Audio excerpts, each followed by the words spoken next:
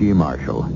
We are told, and so many of us believe, that the child is the father of the man. Does this mean that the die has already been cast, even before the game has really begun? And since life itself is a game, and therefore subject to rules, what makes a child break them or follow them in the first place? Well, if you will allow me to paraphrase the great Sam Johnson, I have found you a question. I am not obliged to supply you with an answer, only an insight. You love me, Claire. I don't. You always loved me. Please, I want to go home. Go right ahead. But I won't ask you again. Mike. I don't want a cheap, quick affair. Please, Mike. I want a marriage. I'm already married. We agreed that was a mistake. But I am married. You have to pay for it the rest of your life? I don't believe in divorce. It's the only way. I was brought up not to believe. It's against my convictions. Can't we find another way? Yeah, we can. How about murder?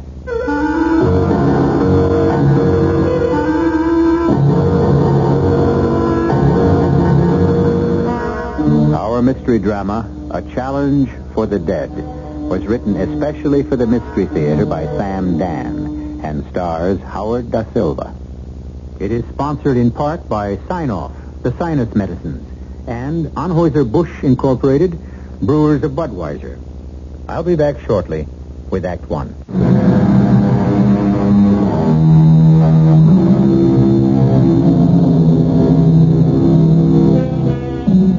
Breakfast is always a very special meal for Claire Gordon.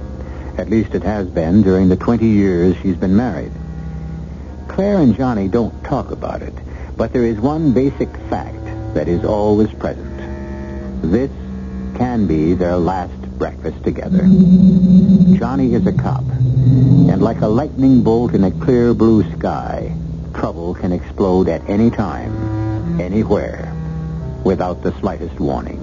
And so Claire and Johnny deal with it by seemingly not dealing with it at all. Hey, that's a pretty big breakfast. Well, get to work on it while it's hot. How do you expect me to lose weight? You don't gain weight on what you eat here. Go easy on those lunches at Pop's. Where's the paper? The paper?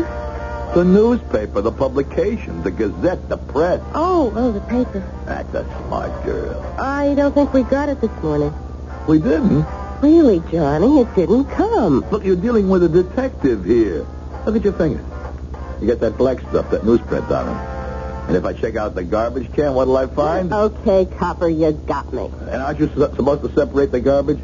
Papers, cans, bottles, so forth. Not only are you a bad liar, you're a terrible ecologist. I didn't want to ruin your breakfast. Yeah, there must have been a big headline about Mike Perry.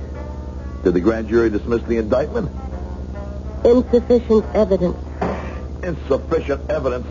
Bribe witnesses. That's the right name for it. Look, this is what I didn't want you to get into the first thing in the morning. What the grand jury has said to him, in effect, is go ahead. You got our blessing. Turn the whole city into a sewer. That is not what they said. Mike Perry is a cancer that eats away at the guts of the city. You name it, he runs it. Drugs, gambling, girls, loan sharks. Legally he doesn't, because legally it can't be proved. Legally? Don't you or anybody else give me the law. What else is there, Johnny? If you don't believe in the law, what are you doing on the police force? Show me one other cop on the force who fights the law harder than I do. It's a pity I won't be here a couple of 100 years from now, because by that time I'm sure they'll have made you a saint. Legally. Legally, he didn't kill Father Jim either, I suppose. He probably did. Oh. Now it's become probably. Johnny, that was 20 years ago. Does the passage of time alter the facts? Every time I have a spare hour, a free day, I try to go over it. Johnny. This time, when all the heat was on Mike Perry, what do you think I was doing? I let the other guys spin their wheels. I tried to get him for Father Jim's murder, because that's the only one he ever did with his own hands. You want more coffee? Always more coffee. Look, I realize you haven't had much fun all these years. Well, that makes us even. I don't think you've had much fun either. If only you would just relax a little more. I promise. From now on, I will. What are you going to do today? While I'm out there fighting that lonely battle against crime. That's what I mean, as if you're the only cop on the force who's sincerely concerned. Well, sometimes it feels that way. Now, let's drop it. Well, what are you going to do today? I'm afraid to tell you. Take a chance. I'm having lunch with Laura Billingham. Lovely Laura. Tactful Tommy's beautiful wife. Johnny. I think I'll resign. What kind of police force is it that can have a Tommy Billingham as the chief inspector? You could have been chief inspector. You both joined the department the same day. That's right. I studied how to be a good cop. He studied how to be a politician. Is that a crime? Ladies and gentlemen, you are listening to Breakfast with the Gordons. If you missed yesterday's episode, it doesn't mean a thing. The same dialogue will be repeated tomorrow and tomorrow and tomorrow, and now I'm going to be late. And Johnny gives Claire an affectionate peck on the cheek, and he leaves to single-handedly defend our fair city against crime, corruption, indifference, and... What else, Johnny? Sloth. Sloth. That's a good one. Go get him, Sherlock.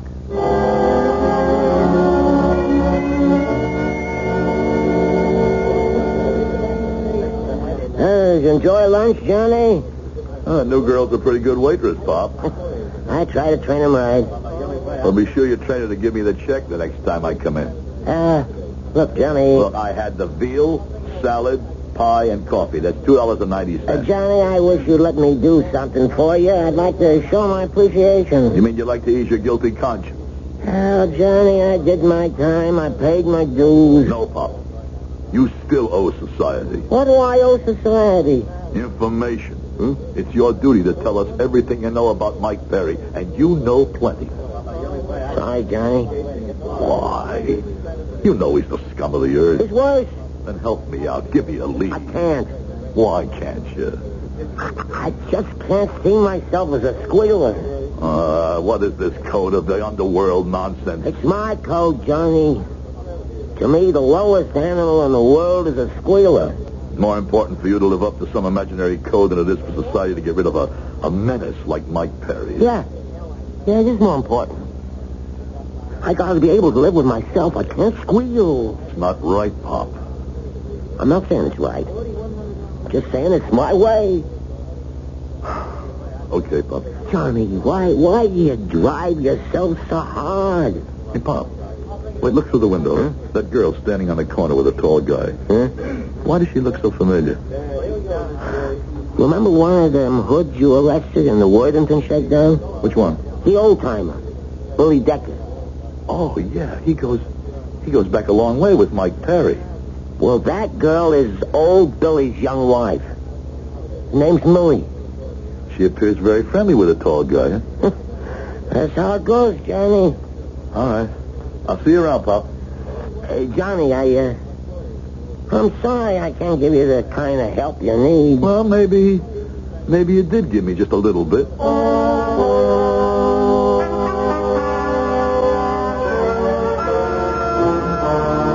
You wanted to see me, Inspector? Yeah, Johnny. How you coming on the Mike Perry thing? Well, I'm short of manpower, Johnny.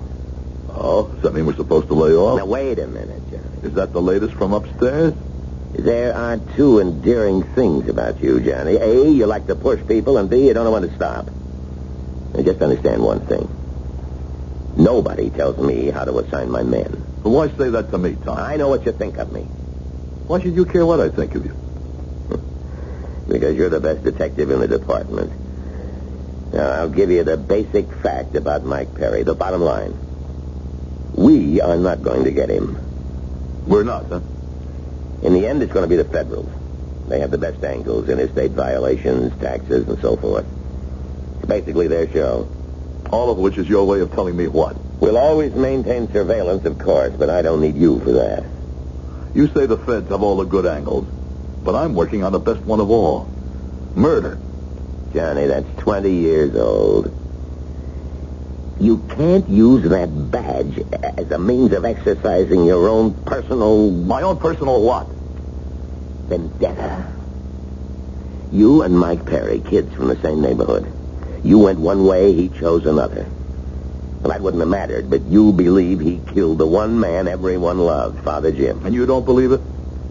You don't believe he was robbing the church and Father Jim discovered him? Sometimes I think the reason you became a cop was because Mike became a crook. Law and order. Who you kidding? All you ever really wanted, all you still want, is to bag Mike Perry. Say, you didn't have to become a cop, Tommy. Well, you could have been a psychiatrist. You let Mike Perry run your life. He turned you into a crusader, a zealot. But what's wrong with crusaders and zealots? They're hard to live with because they become fanatics. And they get passed over at promotion time.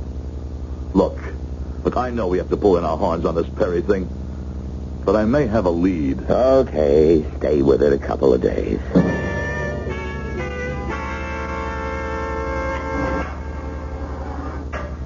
Nice to see you, copper. What do you want? I bought you some cigarettes, Billy. Well, how are they treating you? What are you doing here? Oh, just checking, Billy. After all, I was a cop of college.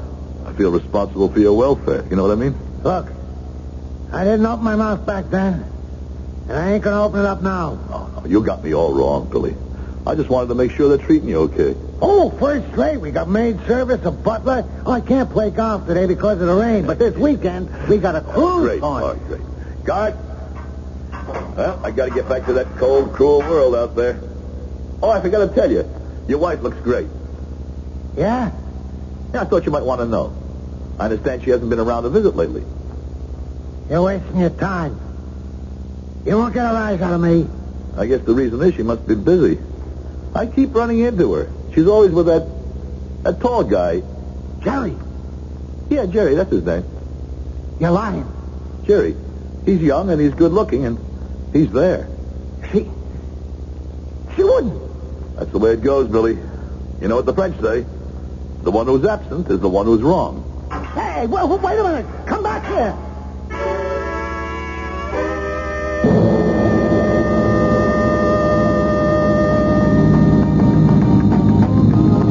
Where are we going, Laura? Downtown? All the way downtown just for lunch? Oh, we're breaking bread at the Ambassador. The ambassador, Laura. Laura, what? In the first place, I am not dressed for the ambassador. there. Honey, you could punch 3 holes in a burlap bag, 1 for your head and 2 for your arms, and still make the 10 best-dressed women's list. Still make. I never made it. Well, that's because your light's been kept hidden under a bushel. Look, let's not start that today. In the second place, I can't afford ambassador prices. Ah, but you don't have to pay for it. I'm not going to let you... Nor am I. Honey, we are guests. Really? Of the 100 Committee. You know, that high-class group made up of all the city's social and political and other large-wheel leaders? And this is the biggest luncheon of the year. Don't you read the papers? The flower and chivalry of our fair city will be in attendance. How do we rate an invitation? Oh, well, the occasion? To celebrate the arrival of the Rembrandt collection from the Rijksmuseum in Holland. Really? But you still haven't explained... Well, you know how I love art. So I said to Tommy, pull some wires and get me in there. One word to Tommy and it's fireworks. So, here we are. Oh, well, that's wonderful, but... But what? I don't think I better go. Why not? Oh, I see. As far as Johnny's concerned, Tommy's getting those tickets would be as if he took a bribe. That's how Johnny looks at it, Laura. Look, I think it's only fair to tell you something else. An old friend of yours will be there. An old friend. Who? Mike Perry. Mike? What would he be doing there? Well, he's a patron of the arts. He footed the bill for the exhibit. No, I can't go. Well, why not? The mayor will be there, so will be Lieutenant Governor. I don't think you know how it is in our house where Mike Perry is concerned. Aren't you curious to see Mike after all these years? Not even a little bit curious? Okay, let's forget it. Here's a hamburger joint. We'll just pull in. You know, in the 20 years I've been married to Johnny, I never really went anywhere or met anyone or did anything. Why should I miss an event like this? And if Johnny objects... Well, who says Johnny has to know? Who says Johnny has to know? Are we starting to practice to deceive? Well, if we are, you know what a tangled web we're about to weave. Let's see. Standard equipment for a web is one spider and one fly. Who catches whom will be revealed when I return shortly with Act 2.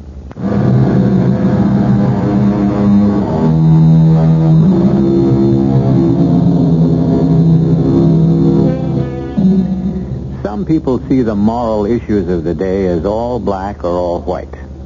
Others perceive them in varying shades of gray. Does this mean that evil, like beauty, is determined by the eye of the beholder? Who knows? Should there be absolute standards? If so, who sets them? And who shall interpret them? Difficult and perplexing questions which each of us is called upon to provide an answer for every day we live. What happens now? Well, now that lunch is just over, we will all drift into the presidential gallery and be treated to a premiere showing of the Rembrandt. Have you seen, you know who? No, I guess he didn't show up. Which makes you feel what? Happy or disappointed? Relieved. Why? Because I wouldn't have the faintest idea of what to say to him. We would have absolutely nothing to talk about. Hello, Claire. Hello. It's Mike. Mike. Perry. You embarrassed, Claire? I don't know what I am. I'm sorry. Laura Billingham, Mike Perry. How do you do? Oh, you must be Chief Inspector Billingham's wife. The inspector's a close personal friend of mine. Is he? Well, no, not really. I was introduced to him once at a civic function. Oh, look, would you excuse me? There's someone standing near the door who I simply must say hello to. But, Laura... This won't take a minute. What are you doing here? All these years, I often wondered what we'd say to each other if ever we met again. You haven't answered my question. Many of these people are my friends. Friends? But you're... What? Racketeer. Actually, the boss of the racket. Boss of the racket. Sounds like a title for a TV movie. But it's true. No, it isn't. That claim was made to a grand jury. The grand jury answered no, not proved. Maybe not proved, but certainly true. Would you subject every accused person to such double jeopardy? Tell me, 20 years ago, why did you choose John Gordon instead of me? Mike, will you excuse me? Why? You're dying to talk with me and you know it. Really? Oh, come on, Claire. You and me and Johnny Gordon, 3 kids in the same parish, 3 kids who grew up together, the 3 musketeers. But once we got to be 17, 18, we knew eventually there could only be 2 of us. You know, the smart money in the neighborhood was betting on me. Mike, you like to shock people. Let me throw you a curve. Did you murder Father Jim? Why do you ask? The answer is either yes or no. It isn't. Why do you ask? But why do you ask?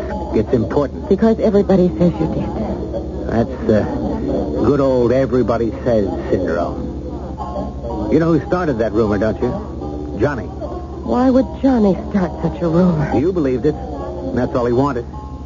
The story is you were trying to rob the rectory when Father Jim surprised you. You slugged him. Yes, that's the story. But Goldilocks is also a story. So is Cinderella. Father Jim was delirious. Take the chalice. You don't have to kill for it. He kept repeating and repeating before he died. Does that make me guilty? Someone stole the gold cup. The beautiful gold cup we kids gave him for a present. Why me? It was the only valuable thing he owned in all the world. And you and I and Johnny are the only ones who knew where he kept it.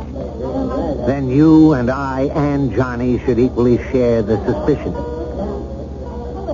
You know who I just waved at? The lieutenant governor. He wants to see me. Then why don't you go to him? Oh, no, that's not the way it works. I don't go to him. He comes to me. He needs my money, my influence. A good thing he doesn't need modesty.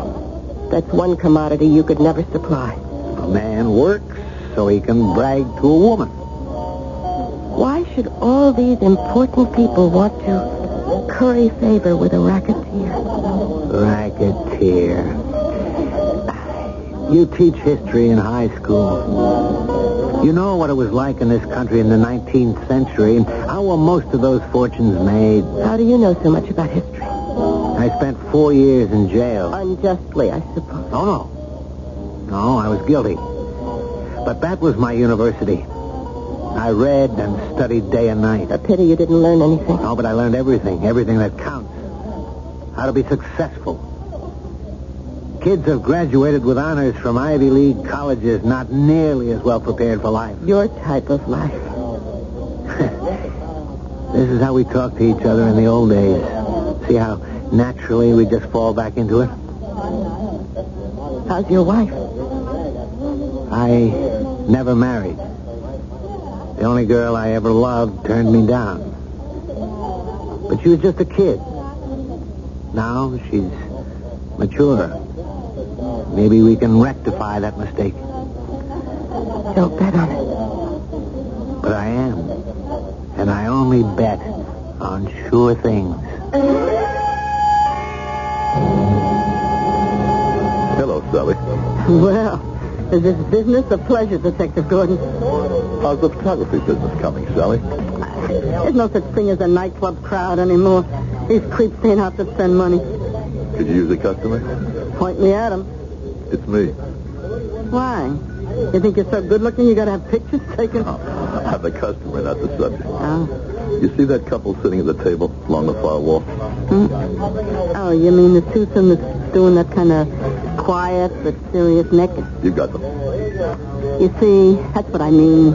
You want to do that, stay home. Don't come to a nightclub. Could you take a few pictures of those good people? Uh-huh. On the QT, naturally. Naturally. Why? Well, let's say I'm writing a book, and I want you to illustrate it for me. Any particular kind of poses, Detective? Well, that clinch they're in now looks pretty good to me.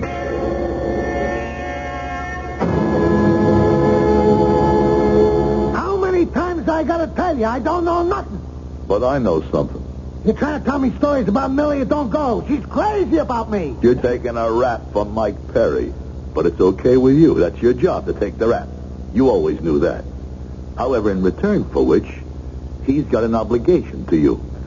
Money gets paid regularly to a certain bank account. What can you prove? Who cares? You want to sell years of your life for money? Go. But that's only half.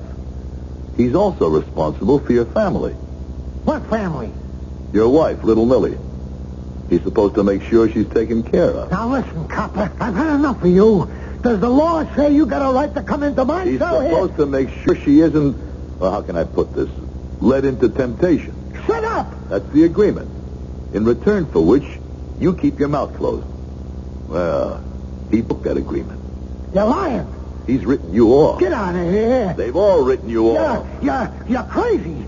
Millie would never do anything. One picture is worth 1,000 words. Look. Get out of here. Afraid? Take a look, and then tell me she's nuts about you. Well, Billy, now what do you say? Leave me alone. Just leave me alone for a while. I understand. I'll call the guard. No. Don't go. I'm sorry, Billy, but I have to do my job any way I can. It ain't her fault. See, she's just a kid, but Mike should have done something, explained to her. He let me down. Are all bets off? Now I owe him nothing. You know enough to put Mike Perry right here in jail. I know enough to put him right in the electric chair. You still burn guys today? They do and they don't. It all depends. But it's got to be murder. How long does murder keep fresh? Forever. Even 20 years? Whose murder? He killed a priest. A priest? Father Jim Morgan, what have you got? What do you got? You got my word that your sentence will be cut. I made deals while you was in diapers. Now, we'll do it this way. My mouthpiece has to meet with a DA. And all the I's get dotted, and all the T's get crossed. How do I know you got anything? Only 3 guys know about something that could sit Mike Perry down in a chair. Mike, me, and Pop Morrison. You know, the guy who went straight and runs the restaurant? Well, what is it? I like you, copper. But first, my mouthpiece has to tell me we got a deal.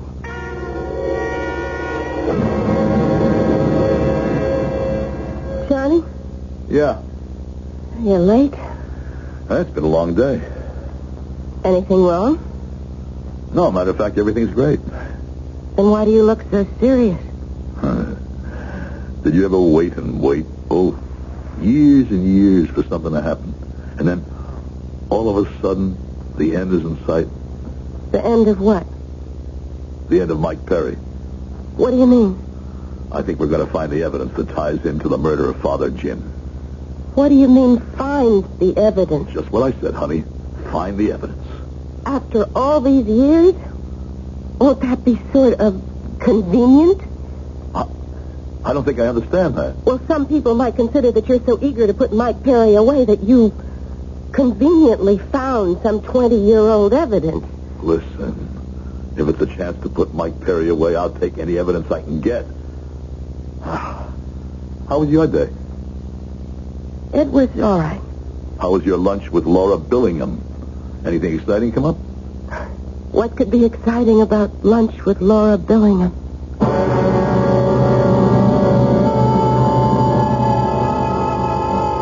Remember the questions we used to put to children? Where did you go today? And the kid would say, out. And you'd ask, what did you do? And he'd answer, nothing. We have the same situation here. After all, she only had lunch with the man her husband is trying to arrest for murder. Well, there will be more lunches, perhaps even a breakfast or two, when I return shortly with Act 3.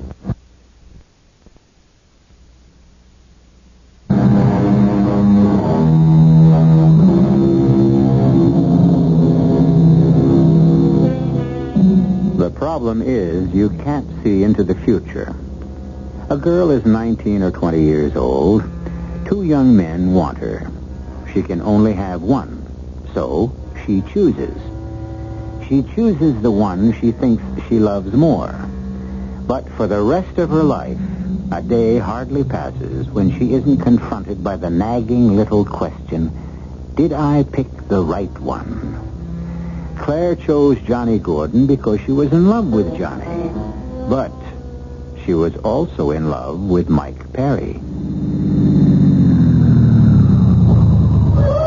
Want to look at the view? Come on. You can see into 3 states from here. Mike, suppose someone sees us. Ah, there isn't a soul in sight. So what if somebody saw me get into your car? No one saw you. You know, we sound like a couple of school kids sneaking off for a weekend. Oh, Mike, I don't know why I even agreed to go riding with you this afternoon. Sure you do. I must be crazy. You were. You were crazy to pick Johnny over me. Why did Johnny hate you so much? Johnny saw me as the only serious rival as far as you were concerned. You better take me home. Sure.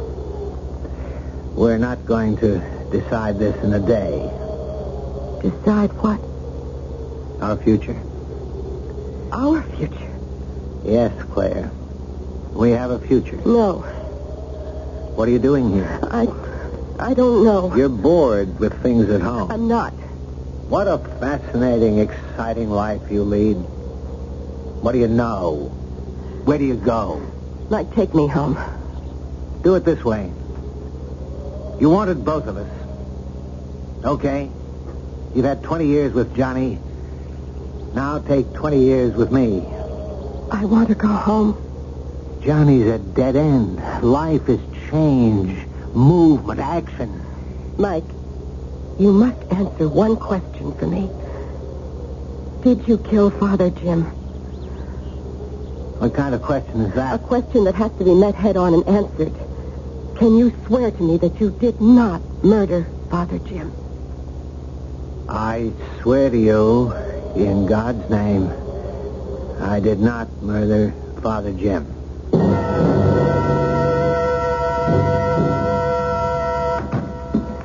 I was about to send for you, Johnny. There's been a murder down at the Merchandise Plaza. I simply have to take you off the Mike Perry thing, but you can go back to it afterwards. The Mike Perry thing, as you call it, is all over. What do you mean? I mean, we've got him. Got him for what? Homicide. I know you don't kid, not about Mike Perry. How have we got him? Billy Decker, been with Johnny all these years. Billy wants to sing. What kind of song? The story of how Mike killed Father Jim. You sure? It depends on the deal. He can give us a homicide rap on Mike Perry. We'll give him the keys to the city. The DA has to meet with his lawyer to work it out. To get the evidence on Mike Perry, the DA would be willing to walk barefoot in the snow. No, I don't know how you worked it, Johnny, but you've done a tremendous job. Yeah, I'm calling Spinelli's office. Congratulations. Hello, Inspector Billingham. I must talk with the DA. Huh? Well, break in on it. Nothing's more important than this. Johnny, you want to pick up my other phone? You're right. Hey, Nick, how are you? Chief Inspector Billingham's office. You wouldn't guess what I got for you in a million years. Yeah, I'm Detective Gordon. Who wants me? Really thought we'd see this What? day. When? We got Are you it. sure? Finally. I see. Yeah. Ooh, let me tell you. Yeah, okay. Hang up, Tommy. Well, hold it, Nick. What is it, Johnny? Hang up. Hang up. It was the warden. Billy Decker's dead. What do you mean, Dad? Somehow somebody got to him. He was murdered last night. But I thought you said you had the evidence. I did, but it disappeared. How can evidence disappear? I mean, if it's real, solid evidence strong enough to get a conviction for homicide. How? Forget it. Johnny, you can't say that to me. I've been living with this for 20 years, too. What was the evidence? I said to forget it. Was there any evidence? Or what? Or has this thing become an obsession with you? This Billy Decker, was going to talk. You mean a convict was willing to manufacture evidence in return for his freedom? What do you mean, manufacture? Oh, forget it. Somehow, through the grapevine, Mike Perry must have heard about it and reached in there to shut him up. Oh. Well, you can prove that, I suppose. It was the only way. But I'm not licked. I'll get him.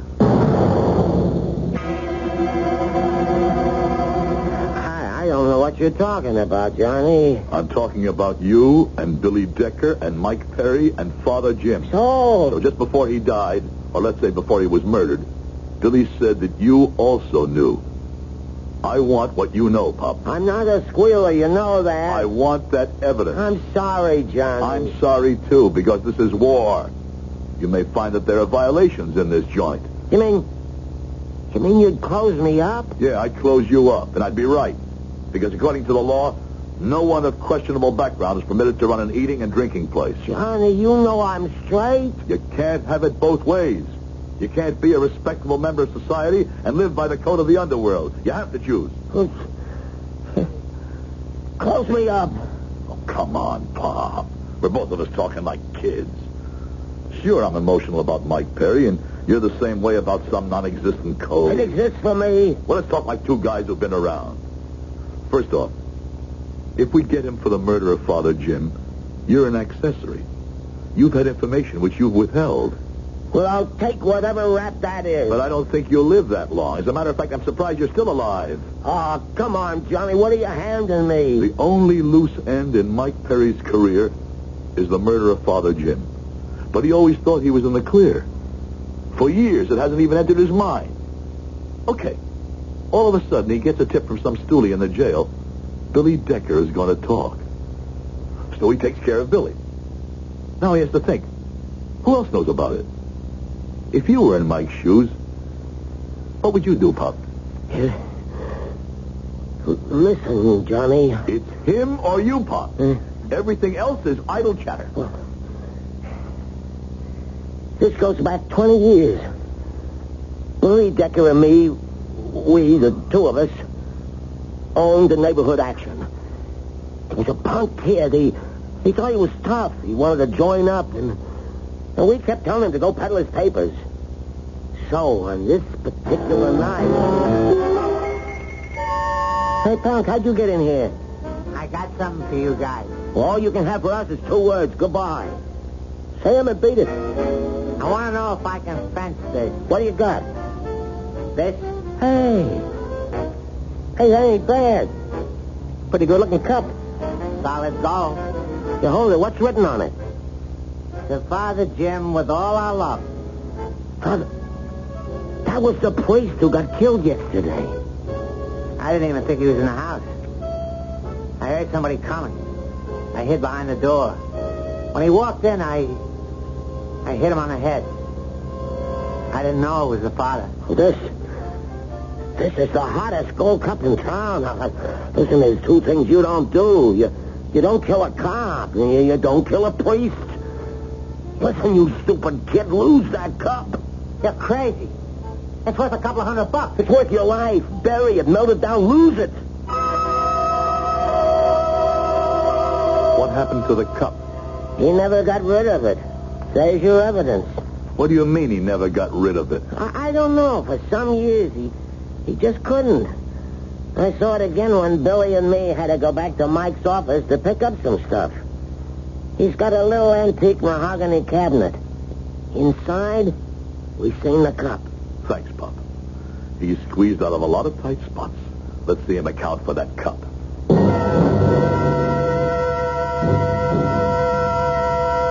I had to see you, Mike. Don't ask me why. But I will. Why? Because everything inside me keeps going around and around. I don't know where I am. I don't know what to do. What is it? I don't know that either. It's Father Jim.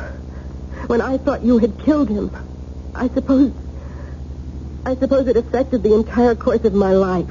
But I didn't kill him. Who's that? Must be one of my boys. Mike, I don't want to be seen. Why don't you step into the bedroom? I'm coming. Johnny. Hello, Mike. Johnny, how long has it been? I have 2 pieces of paper here. One is a warrant for your arrest. My arrest? For what? Murder. Really? Let me tell you about your rights. I know them. Save your breath. I also have a search warrant. What are you looking for, Johnny? My books have just come back from the IRS. Clean. I'm not looking for your books. I told the other guys to stay outside. I've waited 20 years to do this, and it belongs to me. It's mine alone. Tell me about it. Why didn't you throw the cup away? Get rid of it. What cup? Hey, get away from that cabinet. I've got a warrant. And I've got a gun. You're crazy. Just don't reach for yours. Whatever you do, keep your hands up. I didn't come here alone. You can't get away with it. Neither can you. It's the end of a line, Mike. Look at how we wind up, Johnny. When we were 8 years old, we swore to be brothers. We even took an oath in blood. Why don't you come along quietly, Mike? No. If it has to end for me, it has to end for both of us. Murder is a bargain. No matter how many you commit, you only pay for one. No, don't reach. What was the first prayer Father Jim taught us?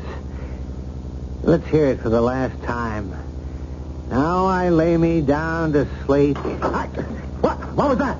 Hey, let go of the gun, Mike. Let go. I'll kill you. Oh!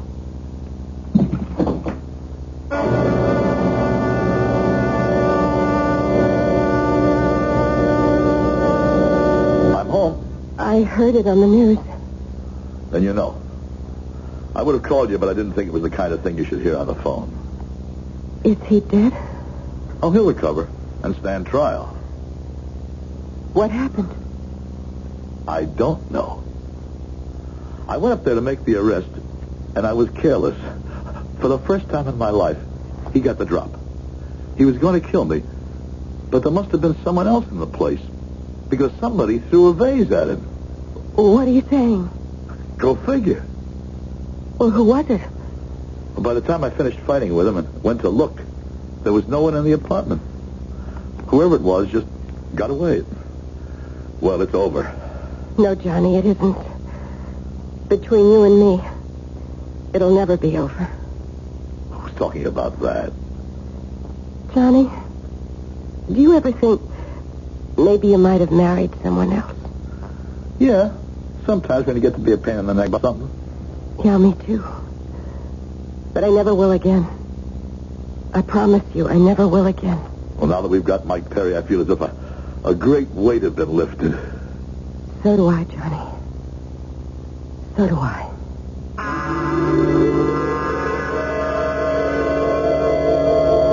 Obviously, Claire Gordon is a woman who doesn't think her husband should know everything.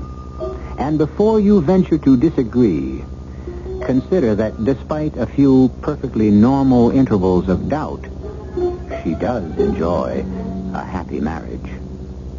I'll be back shortly.